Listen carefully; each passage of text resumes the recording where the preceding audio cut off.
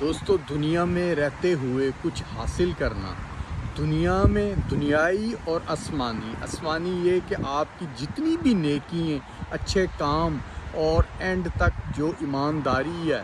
وفاداری ہے، سچائی ہے اور جو دل کو صاف رکھتے، جو دل کے امیر ہیں، تو دوستو وہ جو ہے وہ بہت سی چیزیں پائیں گے۔ اور جو دل میں فراڈ رکھتے ہیں کہ کسی سے چھین لیں، کبھی کچھ چوری کر لیں،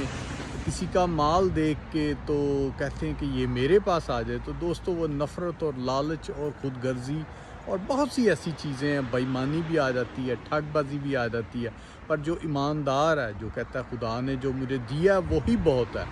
تو دوستو جو ایمانداری سے چلے گا دوستو، وہ اس کا جو پرائز ہے، اس کی جو